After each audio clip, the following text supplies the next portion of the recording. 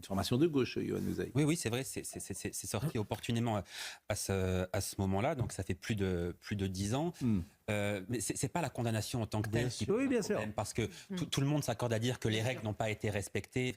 Qu'il y ait une condamnation, c'est quelque chose de logique.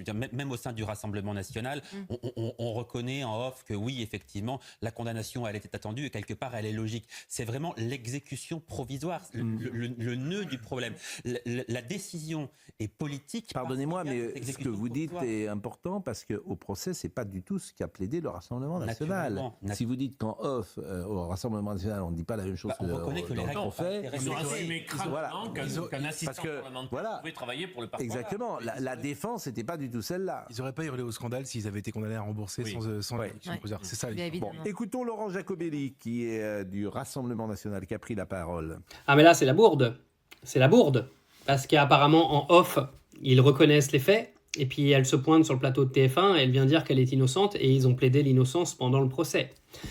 Donc, expliquez-nous, en fait, quelle est la vérité et qu'est-ce qui n'est pas la vérité. Bon, la vérité, on la connaît. Il y a un dossier de 150 pages qui a été fait. Toutes les preuves, elles sont sorties. On sait très bien que le blanchiment d'argent et les détournements de fonds ont été effectués. On n'est pas débiles.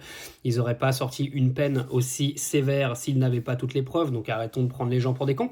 Par contre, la PLS sur le plateau de CNews, on en parle là parce que vous avez quand même un journaliste qui vient vous expliquer que tous les gens en off au RN savent en gros qu'ils ont fait de la merde, mais par contre, aux yeux du grand public, ils viennent dire qu'ils sont innocents. Ça, c'est la politique et c'est les gens pour qui tu votes. C'est les gens pour qui tu aspires à voter en 2027, qui te prennent pour des cons, parce que c'est ton argent qu'ils ont volé. Parce que moi, je veux bien que tu défendes le RN. De toute façon, tous les partis politiques, c'est de la merde, ils volent tous de l'argent, mais dis-toi que c'est ton pognon qu'ils ont pris. Ils ont détourné ton argent pour aller le filer aux membres de leur parti. T'as compris ça au moins, ou t'es un petit peu trop décérébré pour comprendre. Mais de toute façon, maintenant, la stratégie, elle va être simple. Ça va être la stratégie de la victimisation. C'est ce qui marche le mieux, surtout sur les réseaux sociaux. Dès qu'il y a quelqu'un qui se fait un peu victimiser, on est tous derrière lui, on crie au complot, on dit oui, regardez, c'est la dictature, mes couilles, c'est tout ce que j'entends depuis hier, de toute façon. Et puis maintenant, tous les parlementaires du RN vont se pointer pour venir dire tout ce genre d'aberration, alors qu'ils savent très bien qu'ils ont touché du pognon avec l'argent des Français derrière le dos de tout le monde. 4 millions d'euros, on parle. On parle pas de 100 000 euros. Alors c'est bien de taper sur Emmanuel Macron quand il gaspille l'intégralité de l'argent de la France. C'est bien de taper sur les gens qui volent directement l'argent à la source aussi. C'est important de le citer, non ?